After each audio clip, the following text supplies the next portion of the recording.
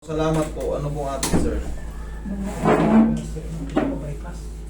Okay, kailan kayo na bypass? August 7. Ito lang? Last. Oo nga, itong Oo. Naku, fresh pa kayo sir. 6 months. Bago pa yan, hindi po yan. Delikado po yan. Alam nyo yung mga ano po bang gagawin natin sa inyo? Nag-closing kasi, master eh. Naku po. Nung umpisa ito nagaganon. Sir, kailangan natin patagalin muna kasi yung ganyan, frozen. Sir, titiisin nyo pa yun. I'm sorry to say, pero once na magkaroon, na makareceive si sir ng sobrang sakit, baka mag-react yung Wala nang itong sakit, master, nagaganon ko na kasi napatherapy ko to. Napahilot ko na rin sa mga kaitsaan sa Yun nga, ang gagawin lang natin dyan, no, yung hilot lang na normal, pero useless po yan. Kaya nga kayo nandito kasi useless po yun eh. Useless po yun. Ang adjustment po talaga sa mga frozen shoulder, alam niyo yan, napapanood nyo, talagang binibilin ko yan, may pain. Baka hindi nyo kayang, baka sometimes talaga, ay many times, unbearable siya. Bagong bypass si sir, baka magloko yan sir. Mahirap. Ang gagawin natin dyan, Ganon na lang oh. Nung dati nagkaganon talaga ito. Hindi Kaya ako nga po, nakatulog sa gabi. masakit po yan eh. Ang gagawin natin, dadayain ko lang yan, pero very risky po yan. Parang may pumipikil kasi dito talaga. Frozen shoulder nga po yan sir eh. 6 months pa lang yung ano nyo. Hindi pa yan magaling. Hindi pa yan magaling. Maniwala kayo sa akin, baka pag nakadapa kayo, ano? Pinahilot ako nung pinadapa ako. O, anong nangyari sa'yo? Hindi man ako diniinan, pero inano lang. Hindi, anong nangyari sa damdamin mo? Wala naman.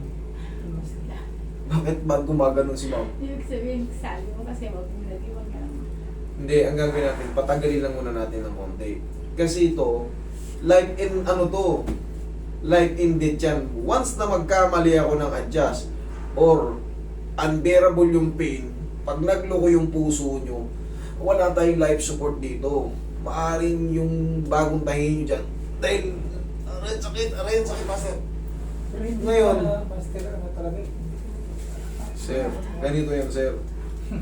Life in death yan, sir. Oo nga. Wala tayong life support dito. Kung pipirma kayo sa akin ng waiver, sige, galawin ko yan. Pero ayokong itaya yung buhay nyo sa mga, alam ko yan. Sir, yung ibang anak, hindi ba nagpipilitin dito eh. Pag nangyari yun sa'yo, pag minsan, ang puso, kalaban natin, pag Pero hindi nagloko, naman siya na masakit masyado, master. sir, sige ah. Pakikitaan Ang ano ko lang, pag ginanong ko, parang tabingi, parang may umangat tong Yung po ka, sir. Sige po. Napapanood nyo na to eh. Titignan Oo. natin ha. Wait lang, huwag yung labanan ha. Oo. Hmm. Adhesive capsulitis to. Masakit ang adjustment nito. Bagong bypass si sir. 6 months pa lang. Hindi ka pwedeng padapain, hindi ka pwedeng basta-basta makareceive ng masakit. Ngayon, kung ipipilit nyo sir na magpaano, upirma kayo sa akin ng waiver na wala akong sagutin dyan kung maglukuman yung sa puso nyo. Kasi many times yan, unbearable. Ang gusto ko, kaya naman natin yan eh. Wag lang ngayon, wag lang bago-bago pa kasi padadapain ko rin kayo. Meron dyan, tapos itatraction ko kayo. Baka hindi ma-perfect eh. Baka, naku po, ayoko pong itaya yung buhay nyo. Once na madisgrasya ko kayo, siyempre, buong buhay kong ano yun. Kahit hindi nyo man ako itimanda, buong buhay kong pagsisisihan Kahit yun. kailangan nyo sana, master, malulog-luwagan konti. Dadayain ko lang, pero kumbaga, yun nga, sabi ko sa Kasi inyo, useless din yun. nagagalaw ko siya. Kahit Hindi po yan, hindi po yan ang basihan. Ito ang basihan. Oo nga, yung ganun. Nagaganyan, oo, nagaganyan. Oo nga. Taas mo. Oo, hindi nga. Hindi nga eh, yun ang kailangan. Siyempre, kung wala lang yan, sir, kung may heart enlargement ka lang, walang problema sa akin, pero siyempre, I know better. Kumbaga, mas alam ko ang mangyayari dyan. Kumbaga, pag ipilit nyo yan, pirma kayo ng waiver talaga sa akin. Hindi ka, never ako nagpapapirma. Pero ngayon lang kasi, life ended yan. Delikado yan. Pag sumumpong yan, hindi ko maawat yan. Mamatay kayo rito. Di nalagyan naman to ng panibagong ugat na, master. Yun nga po eh. Meron yung panibago, bago pa kasi. Oo. Pero kung matagal na yan, karatihin ko kayo, bago pa eh. Ilang taon, master, pwede akong naman siya? Actually sir, kailangan yan at least 2 to 3 years pa eh. Pero ito, tuturuan ko lang kayo ng exercise yan. Kasi hindi pwedeng sa akin magaling yung treatment tapos magloko yan dito. Pag na-disgrasya kayo dito, cargo de konsensya ko yan. Okay, sir? Sana maintindihan niyo ako. Ayokong itaya yung buo. Siyempre, pag na-disgrasya, tigil operasyon tayo. Wala tayong matulungan. Dahil sa pinilit ko na alam ko naman magre-react ng ganon, eh buti sana kung heart enlargement lang kayo, hindi kayo 5 taon na yung bypass nyo, okay lang. Baka yung bagong valvula dyan, yung bagong nerve dyan ay kinabit. Pag nahatak yun, mag-bleeding kayo sa loob, after 3 years, ay 3 days, ma'am, magre-report si ma'am, master, si kuya mo, namaga. Oh. Akala nyo, hindi kayo dito kagad na ano. Baka pag uwi nyo, may sinabi na kasi huwag galawin eh. Tsaka tayo magsisisiyan. Di ba? Hindi po pwede. Ay, ako, mas alam ko yan.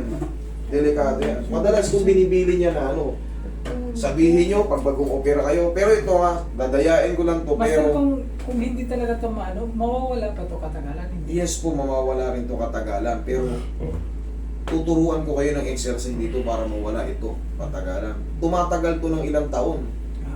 Huwag lang muna kayo magmadali kasi iba yung condition nyo eh. Kung wala lang yan, Master. siyempre, tibok ng puso pag nawala yan. Ano pa? Ano pang bubuhay sa atin? Di ba? Oo nga, Master. Nakikita nyo naman Kaya iba. nga hinahanap ko talaga tayo, baka matulungan talaga ni Master. Kasi nakailang pasisyon na ako ng therapy, Master. O yun, very safe sa inyo yun kasi walang mga Oo. adjustment. Kuryente, Oo. massage, adjust ng ganun-ganun ng konti, tuturuan kayo ng ganun. O yun lang. Very safe sa puso yun. Ganito lang din ang gagawin ko. Stretch, massage. Pero yung adjustment, full adjustment, nakita nyo iba, nagkakanta higa-higa dito, hinihimatay. Pag hinimatay kayo, yung puso nyo na bago yung bagong opera, magloko. Siyempre kakabahan kayo eh. Kakabahan kayo.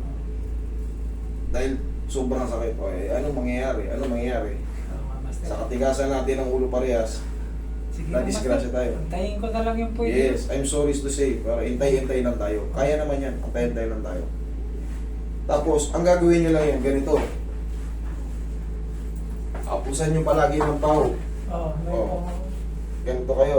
Pero huwag muna ngayon ha, huwag dito. Oo. Sa bahay lang.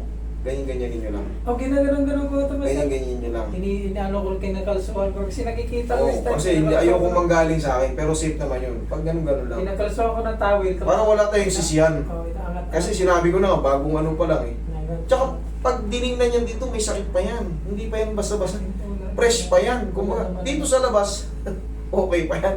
Pero yung ipinalit na ba yung pa sa inyo, yan o, kita mo, hindi pa nga ganong magaling eh. Ikaw, pahamak pa tayo dalawa eh. Sir, Kaya pagkalit sinabi tayo. ko kagad. Kaya ano, sir, gagaling din yan. Ha? Andito lang naman ako eh. Pahinugin lang natin ng konti. I'm sorry to say, waiting muna tayo. Ha? Haplos-haplosan mo lang ng pa. Wala kang babayaran sa akin. Okay? Thank you, Master. Salamat po. Kayong Master sa'yo pag pwede na. Salamat po.